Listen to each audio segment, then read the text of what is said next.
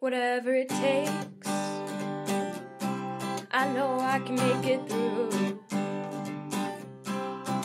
A Degrassi podcast with Kelsey and Holland too. I know I can make it through. Hi, and welcome to Whatever It Takes, a podcast about Degrassi, the Next Generation. I'm Kelsey. I'm Holland, and Allegra is back with us, just recording 2 episodes in a row with us. Wow, it's almost as if I live here now. Allegra might just slowly become another co-host. We haven't decided yet. I don't want to make this kind of commitment. That is super valid. We'll see. But today we're talking about Season 7, Episode 22, Don't Stop Believin'. And Kelsey, will you please read us the Degrassi Wiki summary? Sure. Okay. Marco's world is rocked when Paige drops a bomb. Her dad's going to help her buy a condo. Marco knows that if Ellie leaves too, he'll be all alone. I don't think that's how this went. I think that's literally like the first scene in the episode. I feel like people just watch the first scene and then write the Degrassi Wiki. Yeah. I mean, probably. But the episode is called Don't Stop Believin', which is a 1981 song by Journey, obviously. You might remember its resurgence like 10 years ago because of Laguna Beach, because they listened to it in Steven's car. I'm pretty sure that's why it had like a weird comeback. Plus Glee. And then again with Glee. But I don't know why it was called this. Guys, this fucking episode is so fucking weird. Both A plot and B plot were so uncomfortable and painful. Like, don't stop believing that you're gonna get valedictorian. I don't know, because the lyrics don't have anything to do with the episode either, unless it's like an unlikely romantic pairing happens. Liberty, I don't Tamian was know. totally flirting with you. Hold on to that feeling. Don't stop I don't believing know. that Kelsey's going to spend this entire episode screaming at the top of her lungs. Don't stop believing you'll get editor. Don't stop believing that you still have held on to these romantic feelings for your gay best friend since 9th grade. It was super bizarre.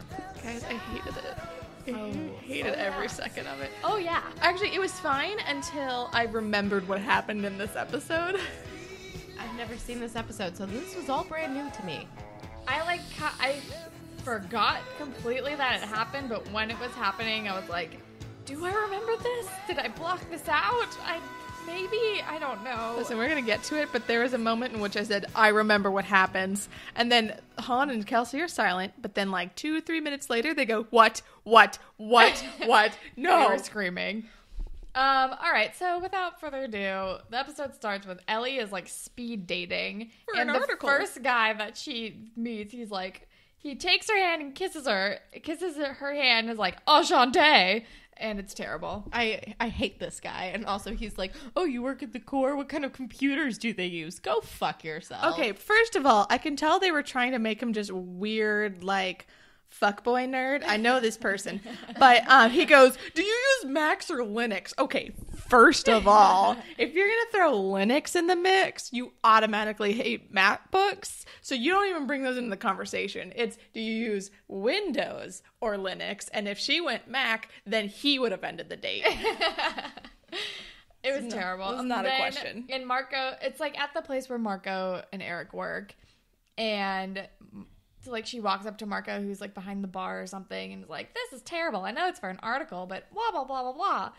And also, Oh, and we find out that Eric and Marco have been dating for like a month now, which I did not know this. yeah, I don't remember that being a conversation. But then we learned this, and then they're like, we've been dating for a month now. Like, we should maybe be exclusive now. Like, Marco brings this whole up, and Eric's like, oh, I never thought that I would see the day. I'm like, you've been dating for a month. What? But he knows Marco, who's been like weird wishy-washy guy. That's true. Ever since Dylan, he's been kind of terrible. And Marco goes, "Oh, we can celebrate with a jazz night." Like I forgot Eric's name was Eric until it was mentioned later, and my note was Marco and Do You Like Jazz Guy are now official.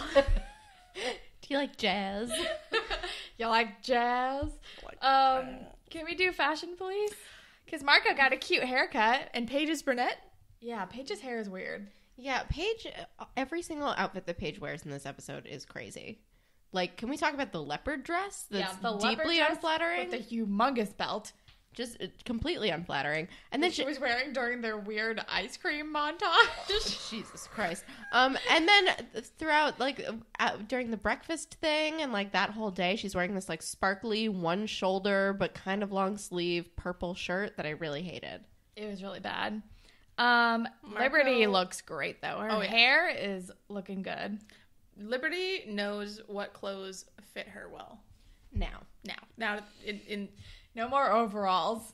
It took a long time, but we got there together, you guys. Yeah, based on the Degrassi minis, we know that Liberty has had her glow up like quite some time ago. But They couldn't dress her though. No, yeah, it took a while, like, which is fine. It's understandable. But like that green shirt she was wearing during the speeches, I'm like, the good shirt, Liberty. Look good. Yeah. Look good. Good call. Eric is wearing a weird, like, black and blue striped polo shirt on their jazz date that I wasn't a fan of. When Marco was freaking out, I had this black shirt and it said "dress to something something," and I could not figure it out. But I thought it said Dress to the nines. It was like a black shirt with big purple block letter. Like, back when those shirts were, like, stacked, like, phrases, weird typography shirts were a thing. I had one that our youth and government club made. Do you remember those, Allegra? It was like, so you want to dance or something? Oh, God, no. Our weird... It was terrible. Because this is a weird side note about youth and government, that everyone...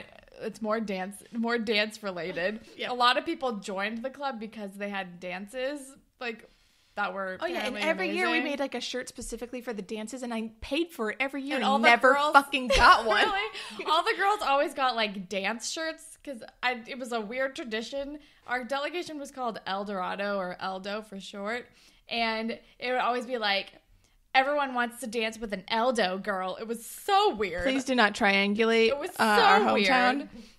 I'm like, I don't know. Looking back on making these shirts, it's terrible. I remember one year, the front of it said, everyone wants to dance with ... And then on the back, like a tramp stamp, it said, Eldo girl. Why? Because when you're freak dancing, you're not face to face. And then What? you bend over and you have an elbow. No, I'm just kidding. I hate it. Let's not talk about No, the yeah. Eldo elbow. Oh my God, I that hate was it so much. a torrid pass about people. This is where Wait, we came from. Allegra, were you also in youth and government? Yeah. I was. So was Gray. This exists then. Okay. It's a Wait, nationwide did you think thing. Holland had like a fever dream about it and made it up? Maybe. I had backup. Someone tweeted at us that youth and government sounded made up, and I was like, yes, thank you. It's in other states besides California. Like, Yeah. I think, like, what is it, Iowa? I know there's one in Michigan. I feel like whatever the state is with the caucus, like the real life voting. Because then they do, what is it called? Kona? I don't know. Or is it Indiana? I can't remember. But there's one state that has such a hardcore YNG, like, dedicated group that they have two separate ones. They do? Like, it's so popular that they can't all meet at the Capitol at the same time. They have to have two separate YNG things. Guys, there's so many nerds in this country. Of course it's real. It's like Model UN, but like for like statewide government. Also, let's talk about how Toby dresses like our dad. Like, he has bad hair separately from that, and then has like this like long, like, this is like the nerd in the beginning of the episode was wearing a similar shirt but in gray. It's just a long button up and like baggy jeans. I don't know, it was definitely a look of the time, and it was gross.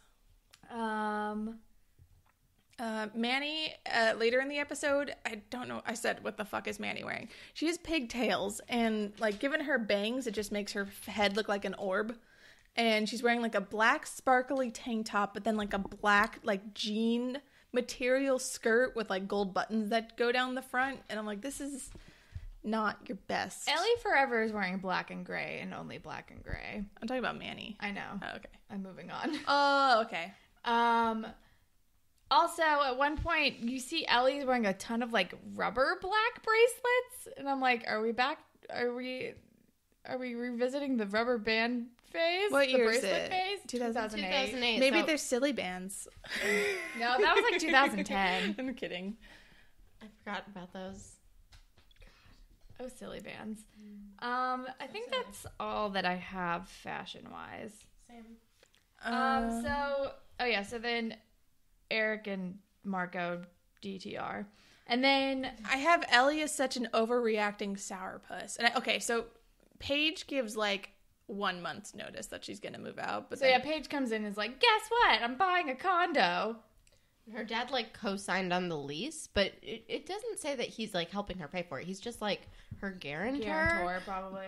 But like, how is Paige affording a condo on an assistant salary? Who knows? Hashtag maybe it's different. Yeah, I don't know. Hashtag convenient for the plot. Yeah, and she's like, but I have to move out at the end of the month. And Ellie's like, oh my god. You guys, I fucking hate new Ellie. Yeah. New Ellie's still the worst. But yeah, and then they're like, oh no, we need a new roommate. And then Marco goes, maybe Eric. And I said, Marco, give me the U-Haul keys. You need to calm down. Seriously, it's crazy that he's like, cool, we just defined the relationship. Well, How about he moves in? I think he brings it up the next day when we're at the core, and Ellie is like, I'm on the short list for the lead editor role or whatever at the core for next year. And he's like, oh, isn't Eric up for that too? And she's like, well, yeah, he's gonna get it, but it's like an honor to be nominated is basically the vibe. And then they're talking about it, and then Marco brings it up, and I'm just like, bad idea. Do not move in with your 1 month boyfriend. And Ellie's like, oh my god, great. She's like, She's super like, on great board. idea. Ellie, why are you so fucking obsessed with Eric? She is obsessed with Eric. I don't know what her deal is. I don't understand. They have no chemistry. No. Are you talking about Ellie and Eric or Marco and Eric? Marco and Eric. I think Ellie and Eric have plenty of chemistry. But then we get to the B plot, which is Damien and Liberty are like the last two, or the two people in the running for valedictorian, and Mr. Simpson gives them an assignment to like make speeches and then have everyone vote for who they want to be valedictorian, which is not how it works, but whatever. And then Liberty like puts on her like mad face and just like glares down Damien, which like made me laugh a lot. My dad knows the mayor. He does know the mayor. Or former mayor. We don't know what the elections are like in Toronto the past few years. It's true. But then we are with Marco and Eric on their jazz date. And they're eating nachos at the jazz club, Also, which I find confusing. It's just the chillest jazz music playing, and Eric's like, yeah, like Carlton dancing, like a lot of energy. And I have a note that says androgynous sax player. okay. Yeah. I don't remember. Yeah, could not. The haircut was very ambiguous, but yeah, he's just like jazz music, and I'm like, okay, He's just like rocking out. yeah, He's it's like really bopping around. nachos. I'm like, what jazz club sells fucking nachos? I don't even know. And then Marco's like, I will never like jazz as much as I like you, but I am trying. And I'm like, I mean, at least he's trying. I don't know. You don't want to be that dick who's like, I don't like this thing my significant other likes, so I'm just gonna shit on it and ignore it. Yeah, no, that makes you a bad person. Like, either try or... Exactly. And you know, then- like video games. But then Marco brings up the whole lease thing, and he's like, "What? We were thinking maybe you could move in." And Eric's like, we just started dating. I think it would be weird." And I'm like, yeah, that is the appropriate response. Wow, a real human reaction in this episode. It's amazing. Who knew? And then like, Marco gets home and is like, and Ellie is like, oh yeah, I went on that date with somebody and it only took him this many minutes to whip out his hunting trophies. And you're like, okay. And then Marco brings up like, oh yeah, Eric said no. And she's like, oh no, this is terrible. And I'm like, what? I'm sorry. No, she goes, because Ellie is the worst. What happened to her? They recasted her. Just with a different personality? Yeah, it's the same actress, but they swapped her out. And they then just they're took like, out her what soul. are we gonna do? And then Marco is like, you know what? Maybe like we need to move on and we need to like live separately. And she's like, but I don't want to give up this place and I don't want to give up you. And they're so codependent. When she says, I don't want to give up this place, and I'm like, get committed to way too big of a house that